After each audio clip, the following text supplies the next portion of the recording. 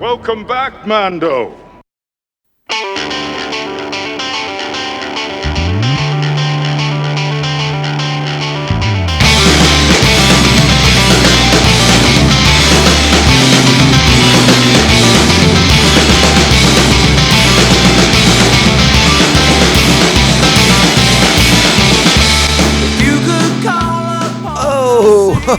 Oh, greetings once again, Bucketheads. Mavar Tagar. Welcome to our 322nd scintillatingly short episode of Mandovision, and I am your host, Nargai Tom. Thank you so much for checking out this small independent Star Wars podcast. We're so glad you're here. Make sure you're hitting us up on the socials at Mando_Vision on Twitter /X and Instagram, Mandovision at Blue Sky, and you can email the show, mandovisiontom@gmail.com. Make sure to like, subscribe, follow, and share the show with all the Mandalorians in your covert. All right, Bucketheads, we are back for a scintillatingly short episode of the show. Just a lot going on this week. I got Comic-Con in town. I will be in attendance. So if any Star Wars news breaks, we will discuss. We will be here next week to kind of do a Comic-Con wrap-up if anything is announced or emerges from the convention. I am not going in what's the best way to phrase it? I'm not going in an official Mandovision capacity. I had to call in several favors to get into this convention, and that's just how it goes these days. It is what it is. The Comic-Con refuses to acknowledge Mandovision as a driving force in Star Wars conversation, but that's okay, because Buckethead Nation knows what we bring to the table, and that's what we do. We don't need their permission. We're going to do it anyways. So let's just go. So I'll be down there starting tomorrow, or today as you listen to this podcast. I'll be down there Wednesday through, well, I won't be there Sunday when the maker is there himself. As was recently announced, George Lucas will be at San Diego Comic-Con to discuss his museum and maybe some Star Wars stuff. I guess we'll find out. Initially, when I planned to go to Comic-Con, I didn't make plans for Sunday because usually Sunday there's not a ton going on that catches my eye. So I decided to go back to work that day. Now I do immediately regret that and wish I were going to be down there on Sunday. But I suspect I will have a friend or two in that audience there, and they'll let me know what goes on down there. All right, so that being said, this is why we're not doing more This is not why we're not doing more Rebels rewatches right at the moment. This is why we're taking a little pause from that. We're not kicking off our Andor rewatch just yet. Just kind of a short episode. We're going to catch up on the state of Star Wars. And again, it's a short episode, but it'll be a fun one. We'll talk about some stuff. Kind of tell you where I'm at with a lot of Star Wars things going on. So let's go ahead. I think it's time. Why don't we get into it? You know what that means, my friends. It is time. Strap on your buckets. Let's go. Get out of here. We'll hold them off. You're going to have to relocate the covert. This is the way. This is the way. All right, so what are we going to discuss Star Wars-wise that is relevant these days? Well, I'm basically going to get you caught up on where I'm at with several things. I am still early in Phase 3 of Star Wars The High Republic. It's not for lack of enjoyment. I do really, really enjoy it. There's just a lot of content out there in the world, and while I would love to be hyper-focused only on Star Wars, that has proven to be somewhat challenging. So I am in the early phases. I'm reading Temptation of the Force right now. I'm like 3/4 of the way done with it, and I'm enjoying it immensely. I've recommended the High Republic series for some time now, and I believe at the end of this month it will officially come to its conclusion as the last of the tie-in comics will be released through Marvel. Or maybe it's one of the Dark Horse ones. I'm not entirely positive. But one of the ongoing miniseries will come to its conclusion and kind of bring everything in this publishing initiative to a head. And I think overwhelmingly we can agree that the High Republic has been a really big success. I really liked various aspects of it. Is it the home run grand slam that I wanted it to be? Maybe not. Maybe not. I wish. I guess if I had one thing to sort of criticize is that sometimes it felt like the narrative meandered a bit. It wasn't as strong a through line as some of us who are familiar with like the New Jedi Order series of books were. There was a lot of like hemming and hawing on the part of the Jedi in this series, and considering they weren't facing a Sith level threat, it was rather surprising how the Nile kind of kept the Jedi at bay for many books and comics and tie-ins. And surprisingly, one of the more interesting things was in Phase 2, when it goes back in time and sort of shows the dawn of the Nile and the Jedi in a very different light. That was actually the period of this initiative that I found perhaps the most interesting, because going to Jeddah and seeing the dozens and dozens of different Force users who were not Jedi or Sith, that was one of the more fascinating aspects of this entire three-phase story, in my humble opinion. Not that I didn't like what's in Phase 1 and what's going on now in Phase 3, but I do like the idea of exploring different Force users through the Star Wars galaxy. And obviously, many of these Force using groups have been reduced in number, whether through Palpatine's hands or just through the evolution of time and sort of like the dominance of the Jedi philosophy throughout the galaxy. Again, looking at it, it was sort of an interesting parallel between religion in our world, right? Like the boom of Catholicism, if that were to be compared to the Jedi, or Judaism, or Muslim. I mean, like you could tie a lot of these things kind of together. It's very, very interesting, I think, if you want to look at it from a very broad perspective. But again, I've enjoyed the High Republic. I look forward to finishing Temptation of the Force and getting on with the next books in the series and the comics and all that stuff. Let me know how you have enjoyed the High Republic. If you have engaged in with it, let me know. Otherwise, my Star Wars reading has been focused on the comics. I am current on the wave of comics that are out right now, and despite a couple bumps in the road, I have very much enjoyed Star Wars Jedi Knights, and I have very much enjoyed Star Wars Kylo Ren. I have not enjoyed Star Wars, the book that should be focused on our characters in a post-Return of the Jedi galaxy. For some reason, that one has yet to grab me. I am waiting with bated breath to see if they can remedy that with the current arc that we're in. That seems very Han Solo, Lando Calrissian centric.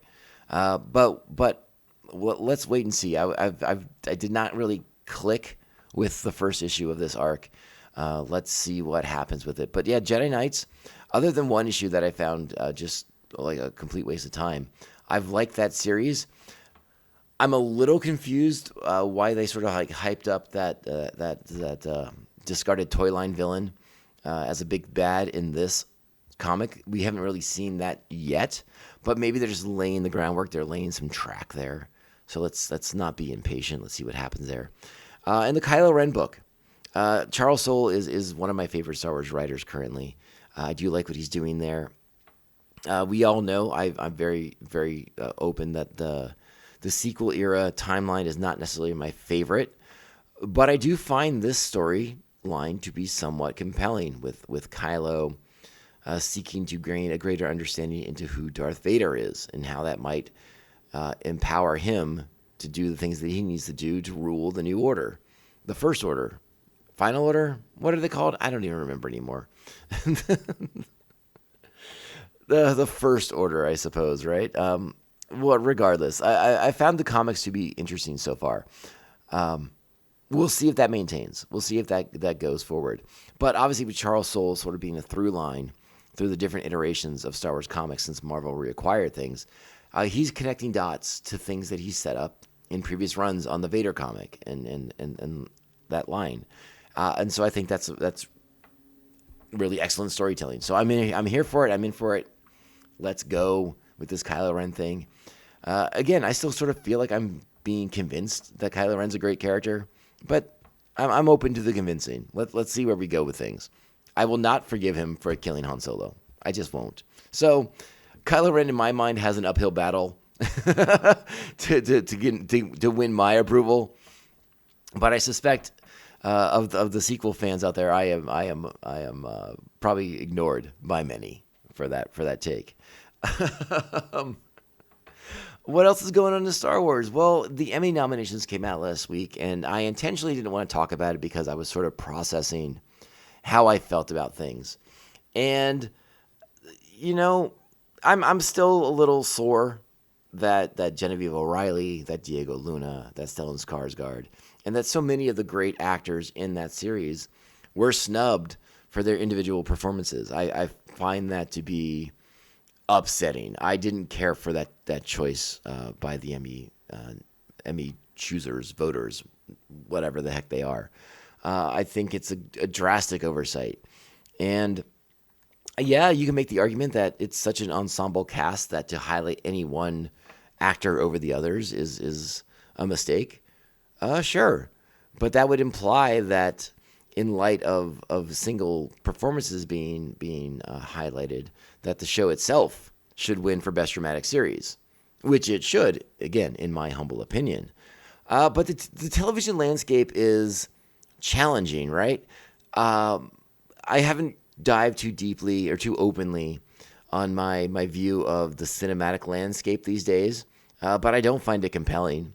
I find it very hard to engage with many of the movies that are released in theaters these days.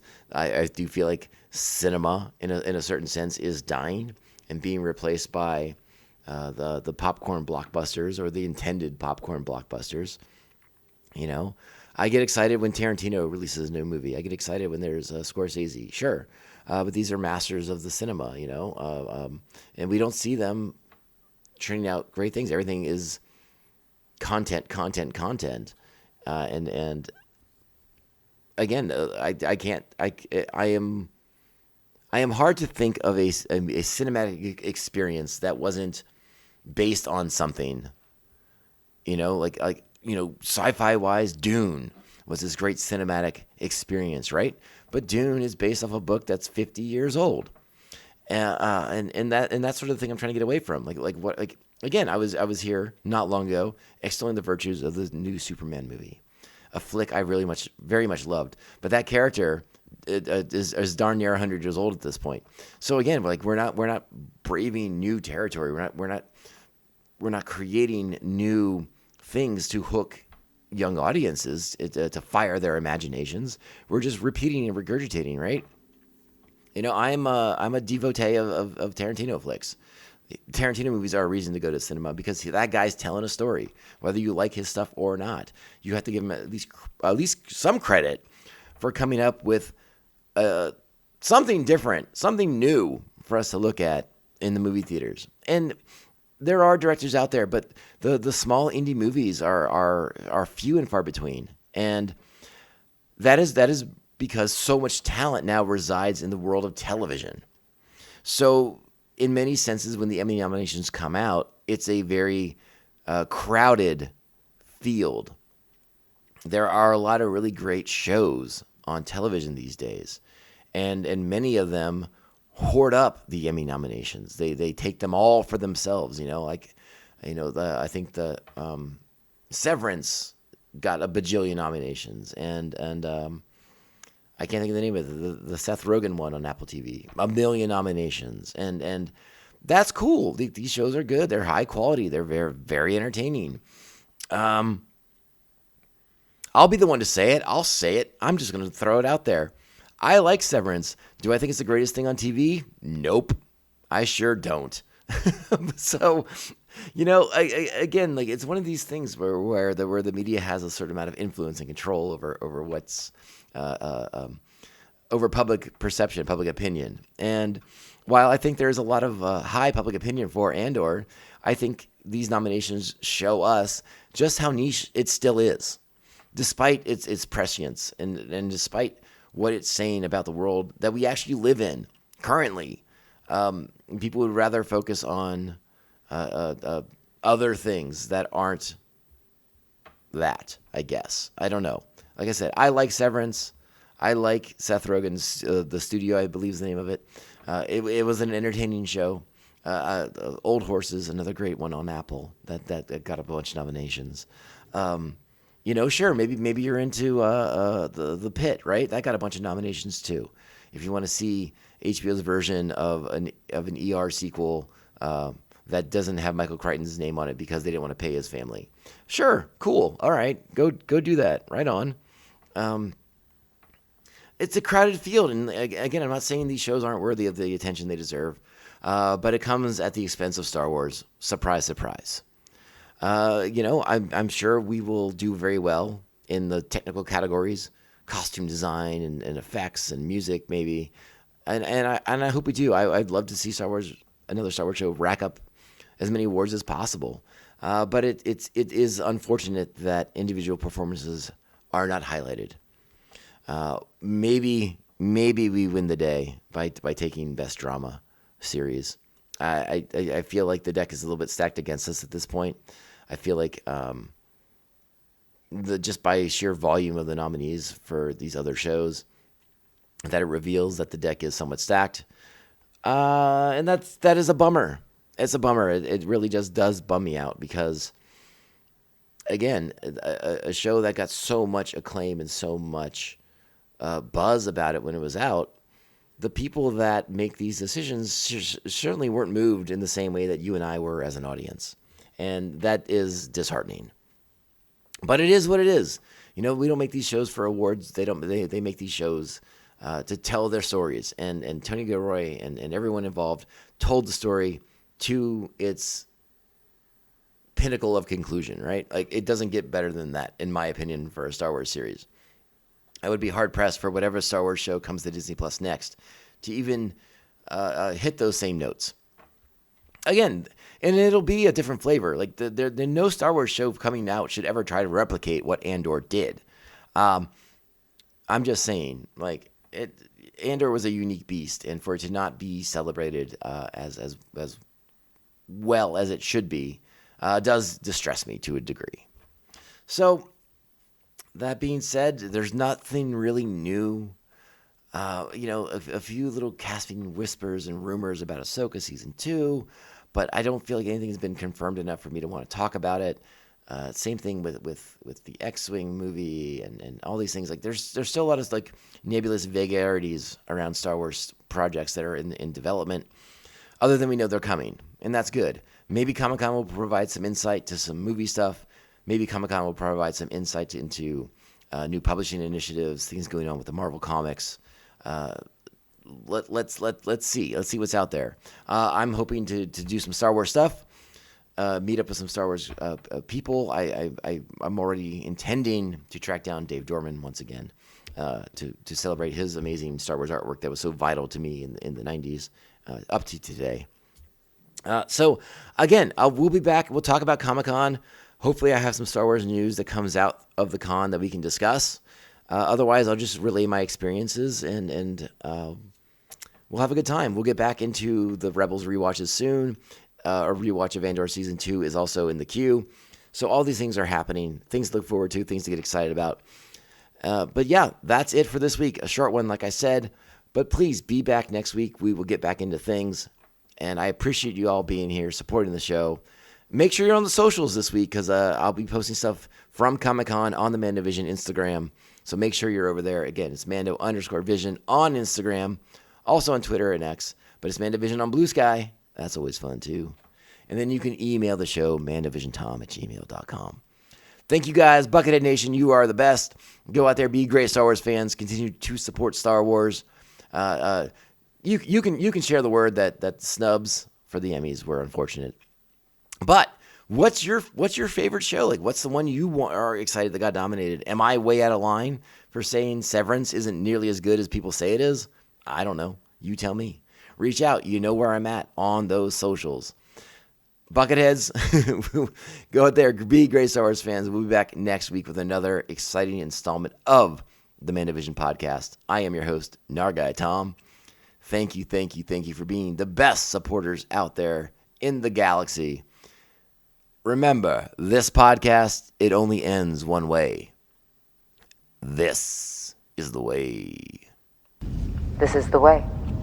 This is the way. This is the way. Just did the Castle Run in 12 parsecs. Not if you round down, buddy. Yeah.